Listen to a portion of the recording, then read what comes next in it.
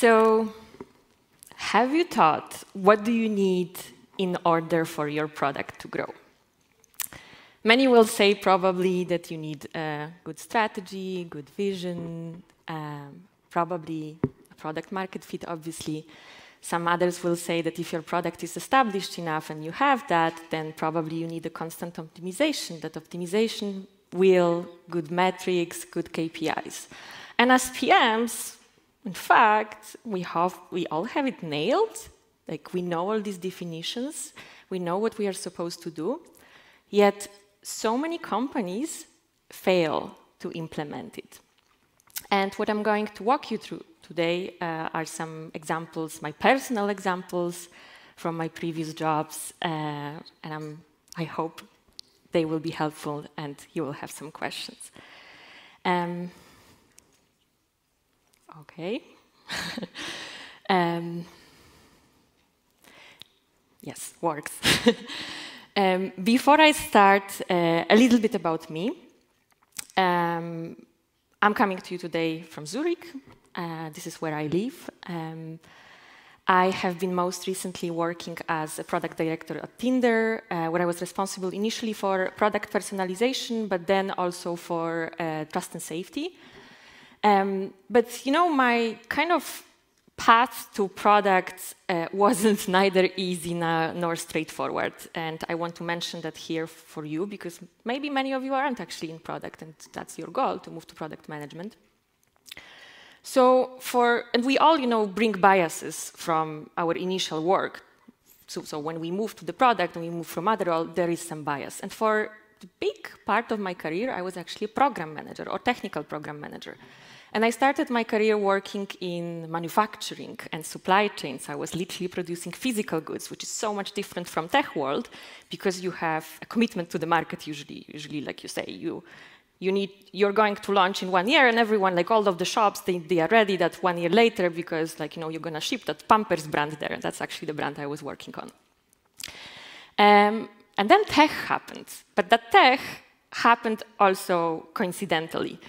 And I initially started working at Google as program manager in operations of trust and safety.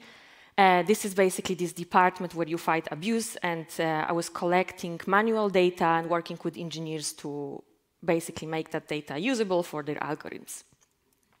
And then, you know, slowly, step by step, because of that work closer to engineers, because of that work closer to product, I was becoming a product manager myself. And that happened with Google Shopping, with working more on B2B. And then, well, okay, let's move to a smaller company. And I moved to Tinder.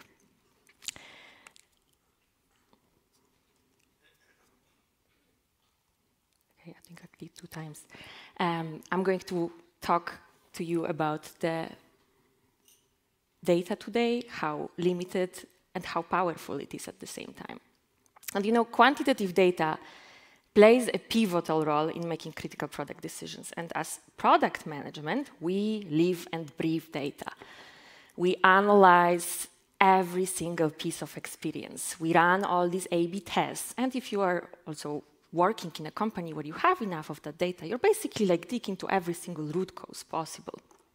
And that data is also what sets you apart from others, because if you analyze data and you are so data-driven, you are able to back all of your decisions and all of your hypotheses with data, so you are able to influence others as well. And many companies with a lot of data, like the ones I worked on, don't dare to use that data. Like I said, analyzing everything literally and instrumenting every single move of the experience. So, you know, you move a paywall to another screen and you run A/B tests. You introduce additional step in onboarding and you run A/B test. Like, you do these bits and pieces and you always run these A/B tests, and you can like do this endlessly actually because you have so much data. And very often, if you have so much data, it means that your business is successful enough that you're working on, and it's downloaded organically from so many places all over the world. So you don't even need to do that extra effort to do some special marketing or like do these extra steps, like think a little bit outside of the box, because you're just like optimizing all the time. but that can have drawbacks. And, so you might ask, so statistical significance doesn't explain everything. Well, sometimes it doesn't. You can have a lot of numbers. You can run a big test. You may have enough of users. It might be statistically significant, but at the end of the day, what if it's not relevant? What if it's not the problem that you should be looking at?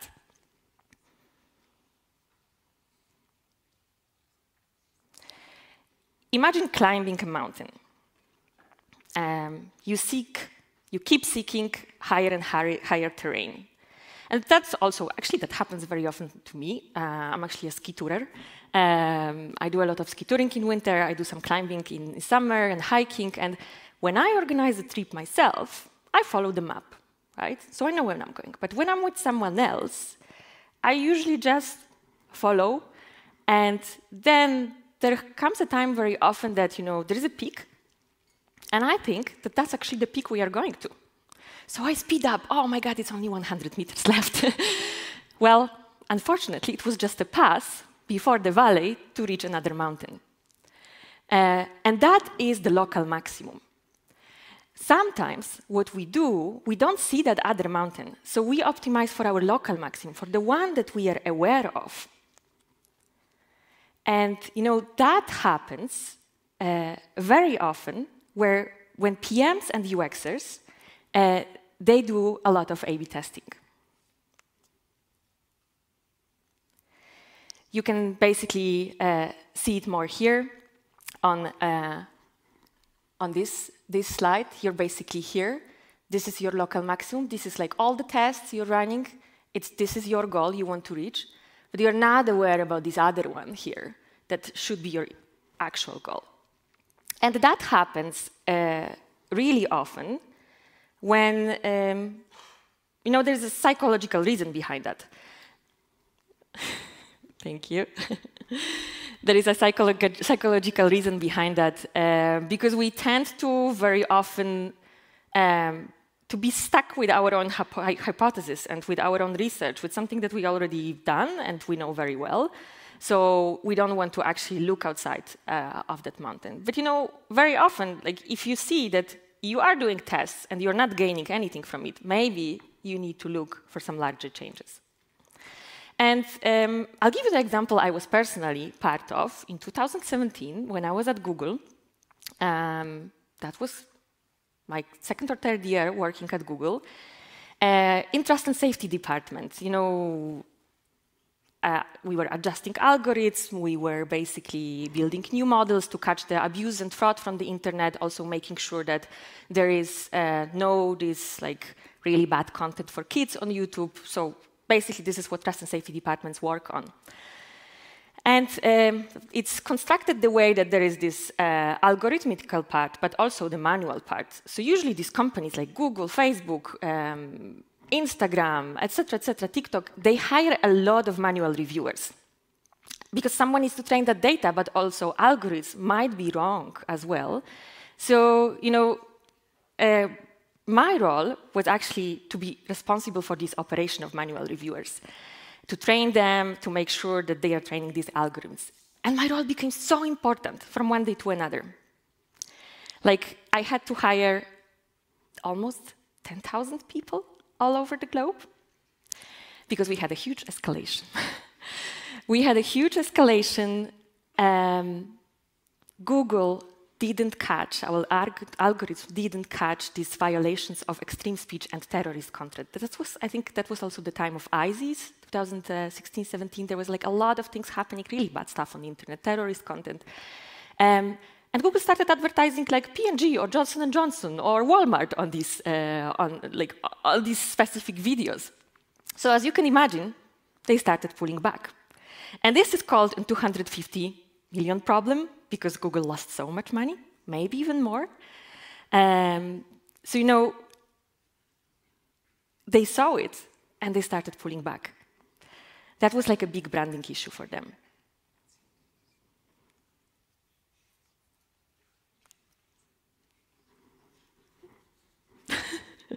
Okay. So what, okay, now it went too much. Sorry, I need to go back. Okay. So what was the problem? Why did it happen? Google was optimizing for its local maximum, and that local maximum was spam. Spam was the most prevalent violation on YouTube. It was like 90-something% of everything that was happening there, and also like on the generally on ads. So also at the same time, all of the headcount and all of the investment was put into spam. There were some people working on violent extremism, but well, they were raising their hand from time to time. Hey, we might have a PR issue. No one listened to them. So it took Google the loss of this big money to actually realize that spam, even though extremely prevalent, is not as harmful. And violent extremism, maybe not as prevalent, 0.0001% of whatever was happening there on YouTube, but it had such a big effect. So that mountain was deadly, basically.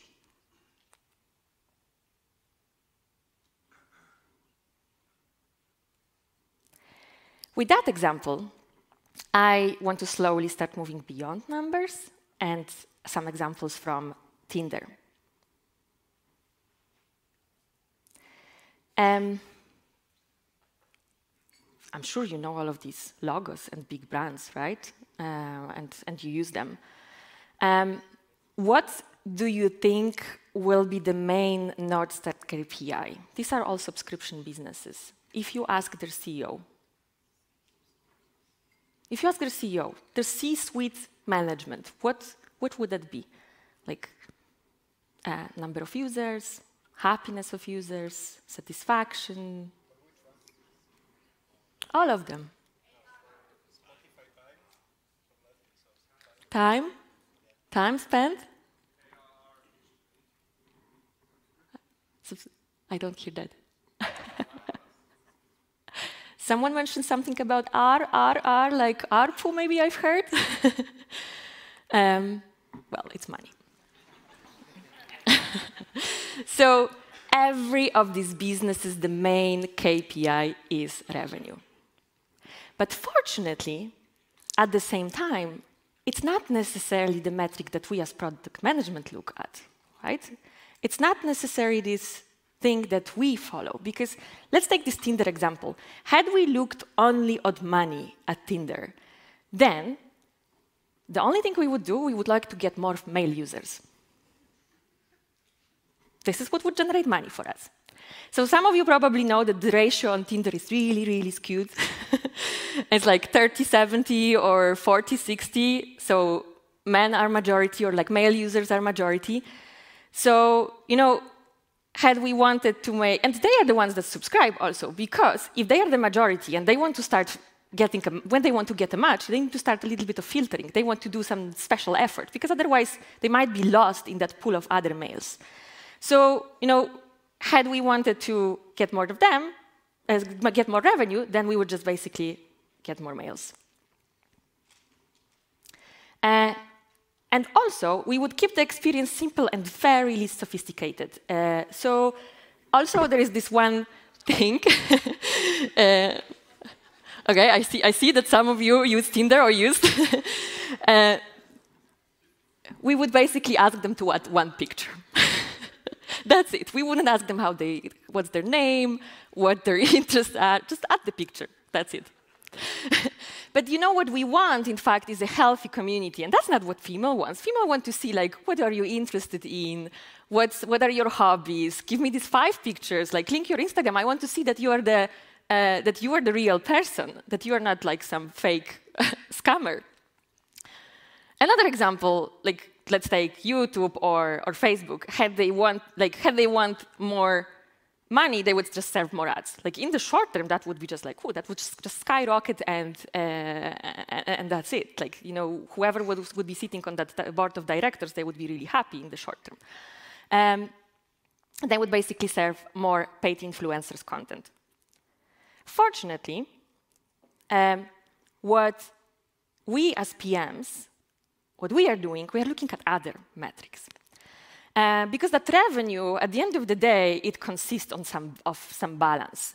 So we are looking at the breadth of the experience. So how many users do we have in our business? Is it like an app or platform, whatever, or returning users as well? What is the depth of the engagement? So are they adopting our features? Are they coming back? Are they using different things? How often does each user engage? So basically, are they coming back daily, weekly, monthly? That's also, there is no one goal that's fitting all of it. Like, you know, for social apps, this will be daily or even hourly. For obviously B2B, that will be a completely different metric. And there is efficiency. So how fast do they succeed?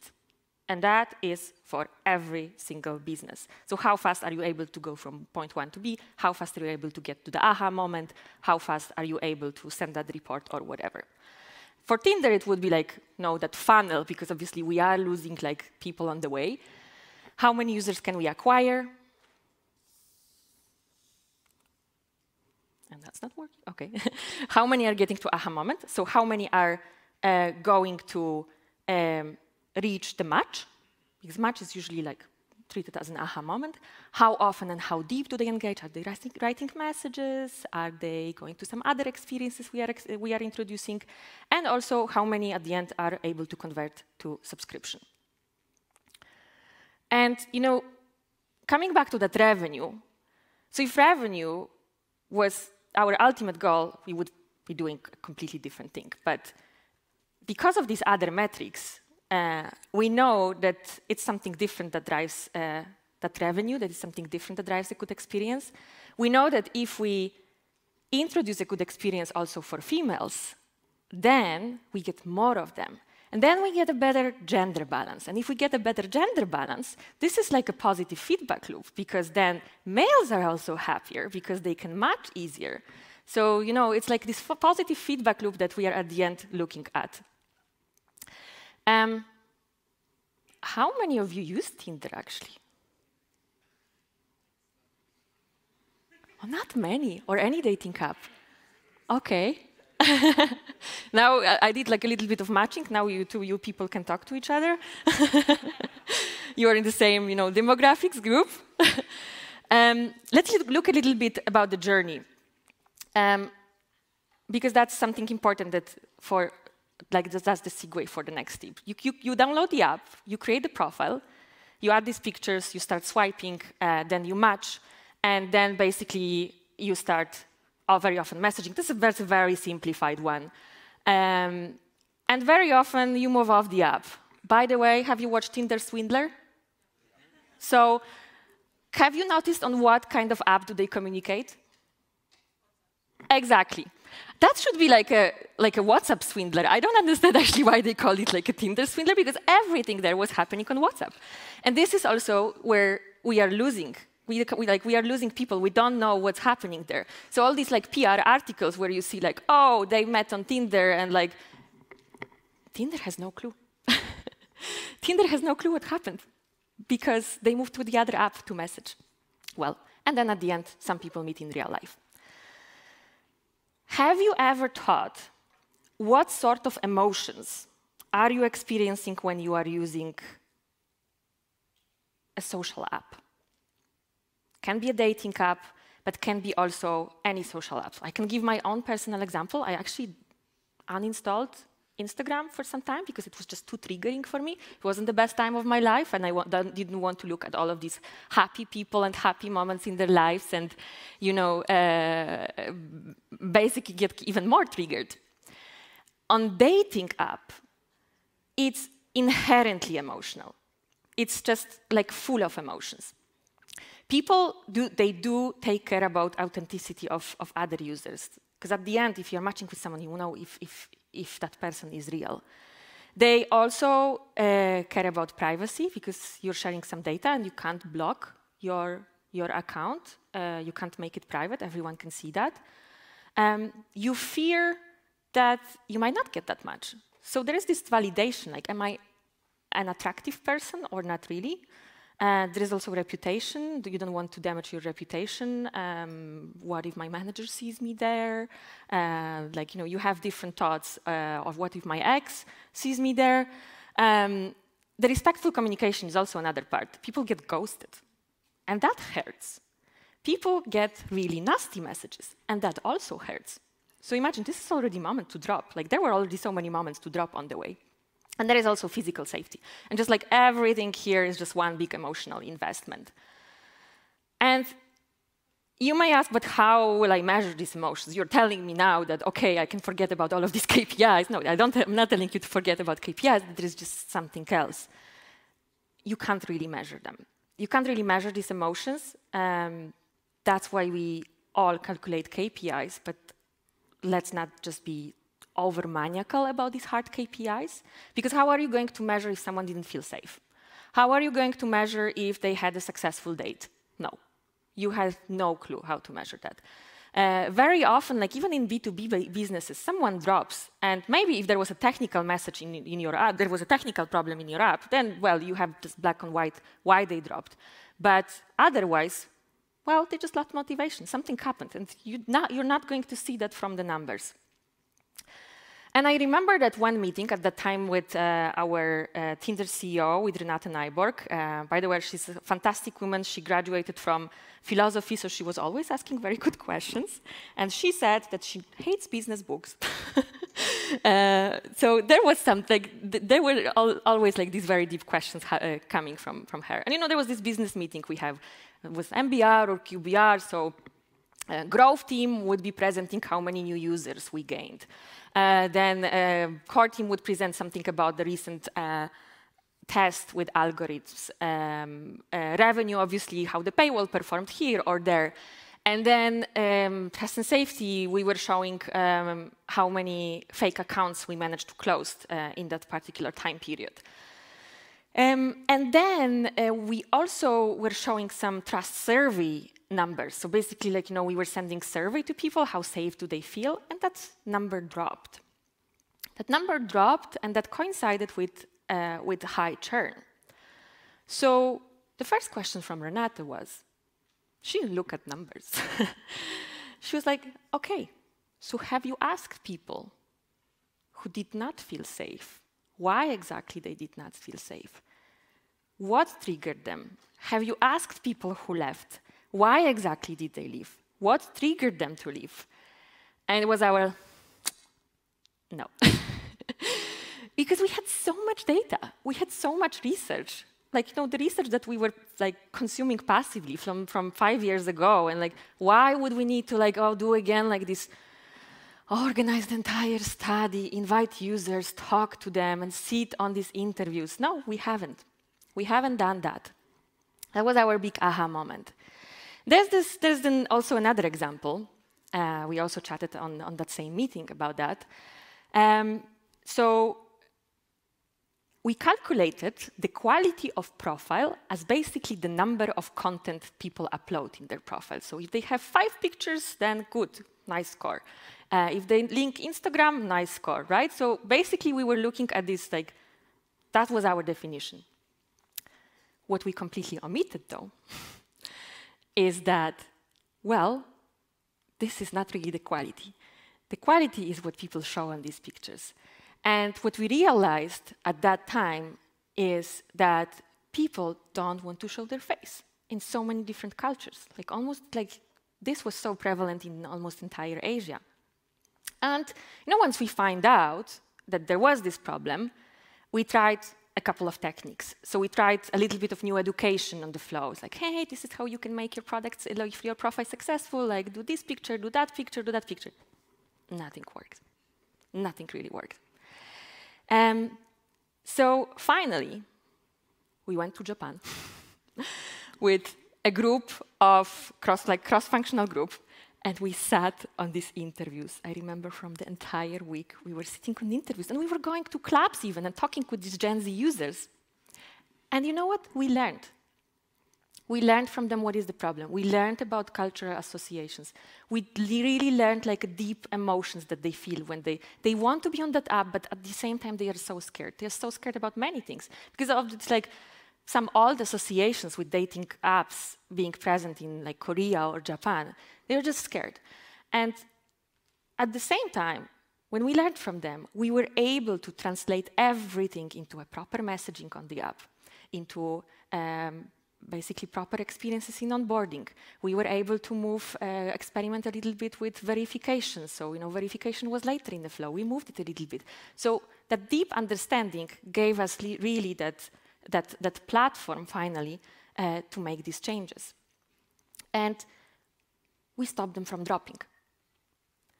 Because the thing that was happening is that they were investing a lot of time, actually, in creating profile, and they were not really successful. They were dropping. Like, who's going to swipe on someone who's not showing the face, right? And that was also impacting the community in a very bad way. So that can really happen with any business, to be honest. Also with B2B business. You have a lot of these users that sign up. They complete the whole onboarding, and I know that in like B2B, it can take like half an hour or 1 hour to set up your profile. And they even perform some action. So maybe they even sent a report. They shared the report with the coworker. So they are motivated enough to do that. And then there is big boom. Something happens. And they drop. And you don't know. And there is like little thing you can do to reach that from the data. So there is no more motivation. So basically the question is, have you talked to these users? And the second question is, have you talked to enough of these users to understand and not be biased by one point of view?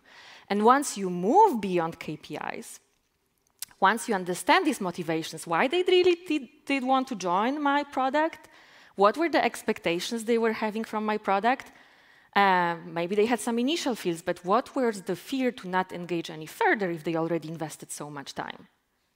What happened there?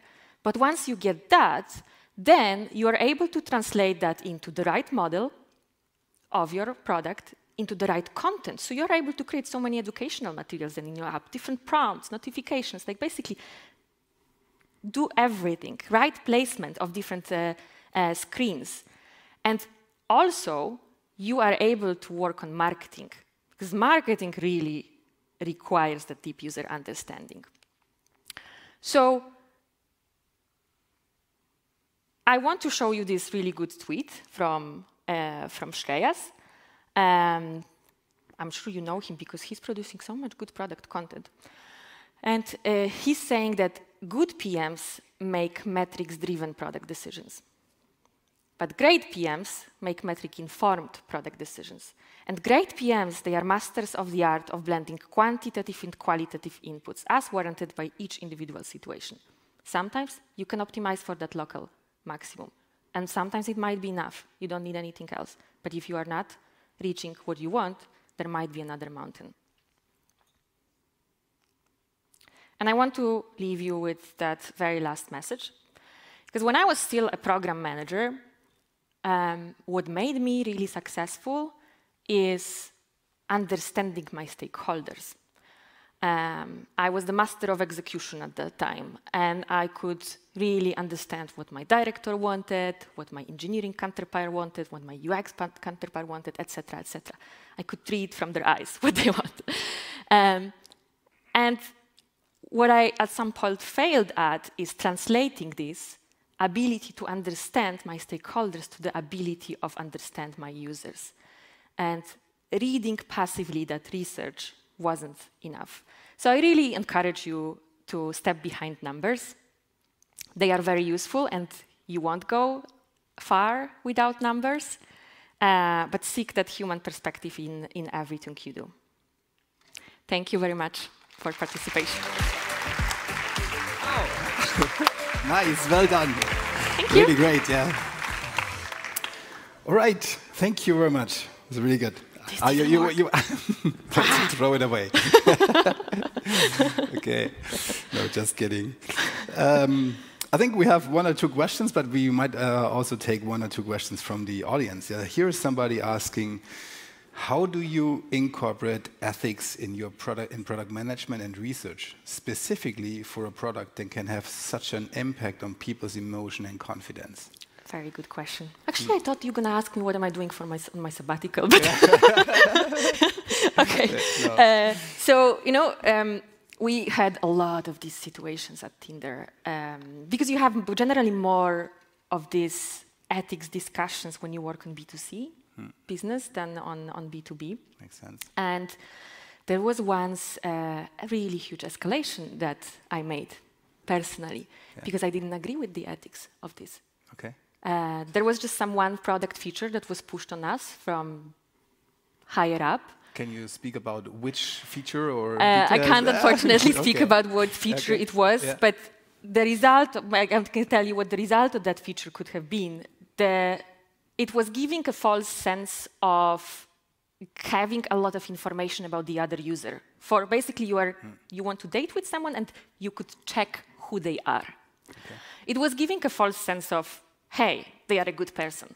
No, you can't have, like, you can't give people this false sense of security because there is like 90% of accuracy in what you're giving them. So there is still this 10%. Yeah.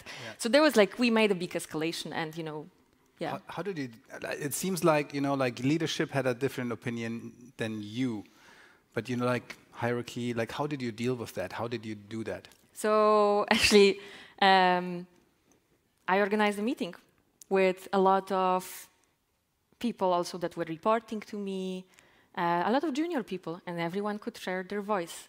Everyone could share their opinion, and that was something that opened the eyes for the leaderships. Like, oh, okay, if like half of my company is saying that, then there is something behind it. How do you go in such a meeting and make sure that everybody can speak up?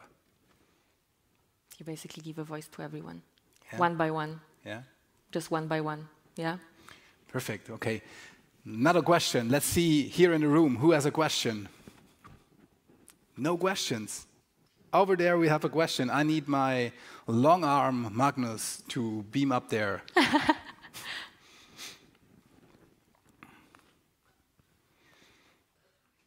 Hello. Thank you for the interesting talk. Hello. Here. I'm trying to see you behind this like light in my face. I'm really curious. How did you manage to make sense out of these 10,000 qualitative interviews? Because I did have held a lot of them, but it's really challenging to structure them and get real good insights that are not. That not unbiased again. Have you sat also on the like? Were you sitting on these interviews as well? Only 50, but yes. Kudos. Yeah. How do you make sense? Well, you see some patterns usually. Like, I'm not going to give you like probably like a magic formula for that. I guess there's this gut feeling also that comes into play here. I struggle often with, you know, reading the research passively. But usually when I sit on these interviews, somehow like my mind functions better and I'm able to like, you know, connect the dots, but it's a pure gut feeling. And sometimes you need to trust it. So no tools. No AI, tools. Unfortunately, no tools. No. I know it's a hard one. That's why also like people don't want to rely on it because it's so subjective.